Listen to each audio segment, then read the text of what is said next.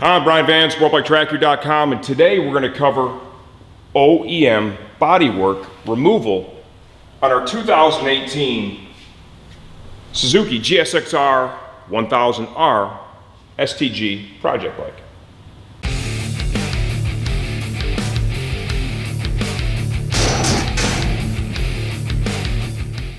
You know what, it's been a long time since I've had a new Suzuki, and the thing that I do remember with them is they always did a great job engineering the bodywork. Theirs is typically some of the easiest stuff to work with, and I'm hoping that holds true for this new bike. Some basic stuff, obviously, rear seat. I mean, use the key to remove that. And from here, the seat. How do we get that seat off?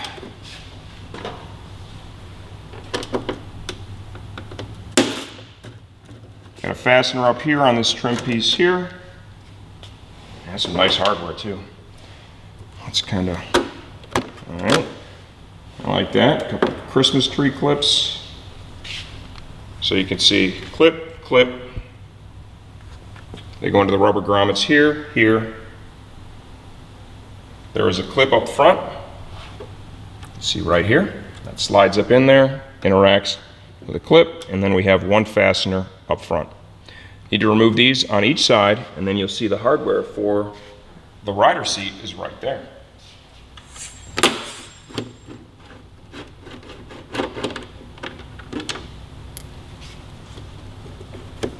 Light tug back here, light tugging down, and this literally slides right off. You do have this Velcro, right? This is basically a type of Velcro, and when I put it back on, I'll make sure to really push in there and get that engaged. That stuff is actually really, really strong to make sure that panel is going to stay on. Okay, now we're on to the rider seat. We have a 5mm internal hex. The other fasteners were a 4. See that fastener with a big shoulder? There's one on both sides.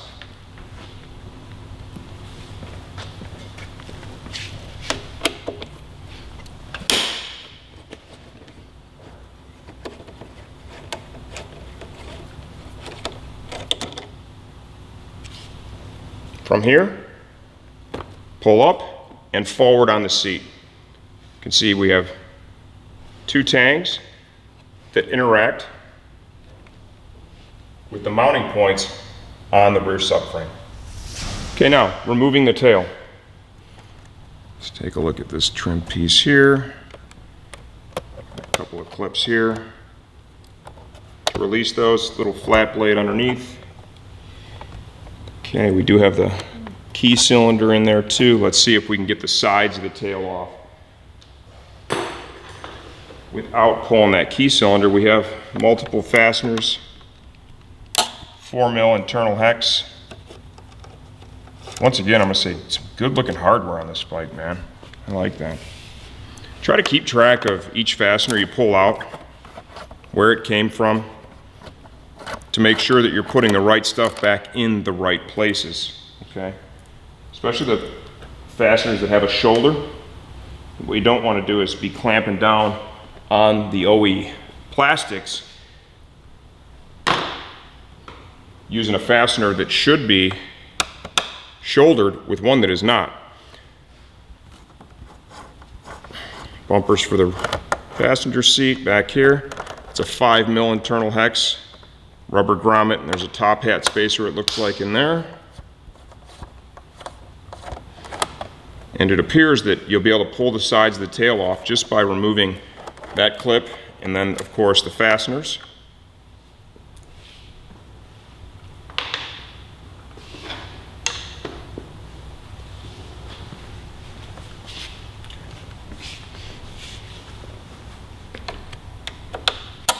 Mirror image from the other side.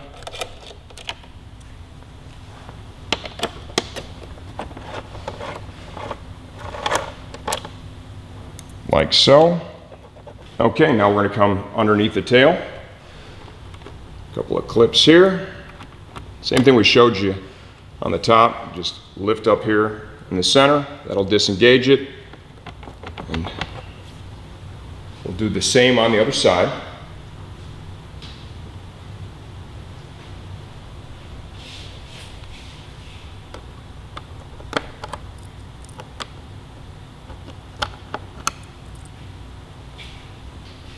Okay, right here, there is a push pin and a rubber grommet. I'm going to pull out on that to disengage it. Same deal here on the other side. Okay. Now let's kind of wiggle this around a little bit and see what we're left with. It does look like from here, I'm going to be able to slide this off, basically slid it back and lift it up just a bit, like so. And you can see, if you look at this tail, and definitely be careful back here, there's 2 Phillips screws that are holding this little panel into these sides. Even though they do clip in right here, the best way to remove this is going to be the way that I just did. Lightly spread it apart and then slide it back. Okay, now to remove the rear fender itself. We've got a wiring harness strap right here. This is reusable. Just pushing on that tab, it's going to allow that to be reused. This will release the harness for the tail light as well as the turn signals and the license plate light. We'll determine which connectors are which as we go through the process of removing the fender. Now, this is supported and held on to the subframe by 4 bolts, 10 mil hex head. You can use a ratchet, a wrench, whatever works best for you. I'm going to use an air ratchet to just make this move a little quicker for us. Pay attention to what was there. Shouldered bolts. Save all your OE stuff. Even if you're doing your fender limb, save all your stuff if you're not reusing these.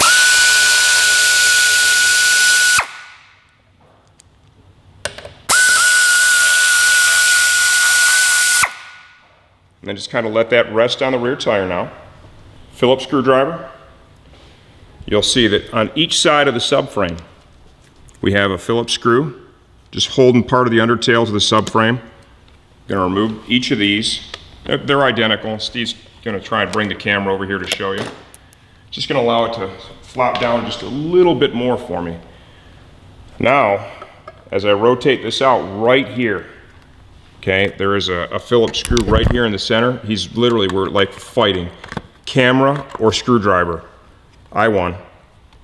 Okay, let's go ahead and take this one off.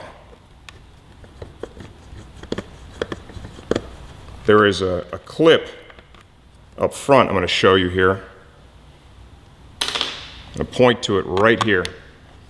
So you have to slide back, okay, and that's going to release it from the OE undertail. Now, let's take a look at the harnesses. The larger one is for our tail light. The other 2 are going to be for the turn signals, and then of course the license plate light. So we'll go ahead and release all those. It's a new style connector, I've not seen that. Lift up like this, right here, and then pull back. It's a pretty cool connector. One for the plate light's kind of taped in here a little bit. Looks like it has a different release too. I pushed down on that right here, allowed that to slide right out. Now make sure you're still holding onto the tail, or I'm sorry, the rear fender, and we're going to feed all the wires. Man, that thing's heavy too. And there you go. That's how you remove your OE rear fender on this bike. Okay, now let's work on the right side fairings. Looks like they're using several different fasteners here, so what I want to do is I do want to keep track of what I pulled out. Where did I pull it out from? Okay. A little wiggle, see what that did. 5mm internal hex, what I'm working with right here. Let's take a look and see what the fairings are hooked together with. Seeing a little trim panel down here. Okay, now I want to pull this trim panel out that is connecting the two side fairings. There's a plastic clip right here. Got a flat bladed screwdriver underneath the top. It's going to pull out to release. Pulled that out. We got one on the other side. Looks like the bike does come with an OE oil cooler guard. No radiator guard yet. We will definitely be addressing that through the project. Okay, now we're going to come where the side fairing and the upper meet. I'm going to release from that inner trim these clips. Push in on the center to release, to reuse, push back through. When you slide it in, you'll push down. It'll secure it again. Got two here where the upper and that side fairing are attached. So let's get those out. While we're at it, just to make our lives a little bit easier, I'm going to go ahead and pull this little internal piece of trim here that actually covers up the coolant overflow jug. It has a couple of those little clips that we just showed you.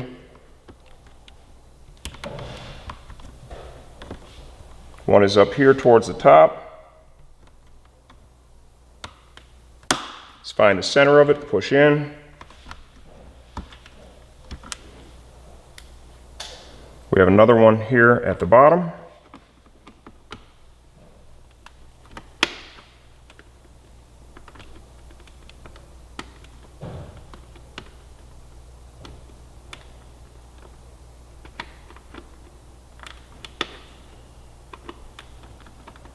Get that released. Okay, like so. And then you're able to grab that little piece of trim and kind of separate it from the bike. Now, the side fairing, we have two fasteners up top, 4mm internal hex head. One up front here. I think we're going to be in pretty good shape from here.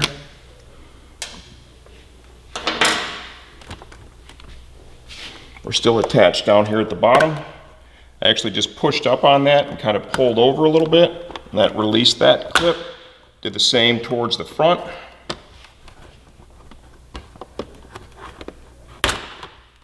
On the side, okay, now we're separated from that trim panel that's behind the front tire that attaches both of the upper fairings, the side fairings. Right here, there is a clip that goes through a rubber grommet. Release that. I want you to tip the fairing just a little bit, okay, and that allows all those clips to slip out. Now back here, we have a vent hose that is held on to the fairing with this clip. It's actually a cable tie clip. Okay, got a tool to release that clip. I'm going to come up here and get the front turn signal. Remember, lift up just like in the back. That releases easily. Come back here. Be careful of the fairing, make sure you're supporting it. It's an old trim panel clip that I have from my dealer days. Just going to go ahead and release that. You can see how that is attached, like so. The OE front turn signal is right here. To remove it, fold that over, release the wiring harness, and we have a 10mm hex nut right here. Wrench or a ratchet and socket will work.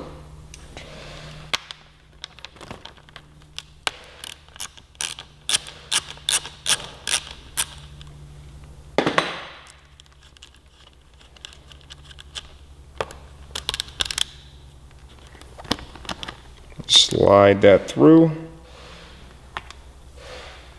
Should grab the nut too. And that's how you get the OE turn signal out of the fairing. Okay, a lot like on the other side, I want to come over here. I want to get these two clips out. and then there's two that hold that little trim on the inside of the side fairing. You could probably leave those in there. I'm just gonna pull them out because we did on the other side. Pretty easy stuff, right? Now we just gotta fish it out. And we could pull this piece of trim. This one's really, really flexible, okay? So we need to distort that a little bit. And realistically, I probably could have left it on and gotten away with it, no problem. But we're just gonna go ahead and pull it. Okay, we're coming to the home stretch now, right? Got a couple of 5s, very similar to the other side, looks just a little different, but end of the day, pretty darn similar. Same fastener count from what I can see so far. 2 5mm internal hex. Out those come.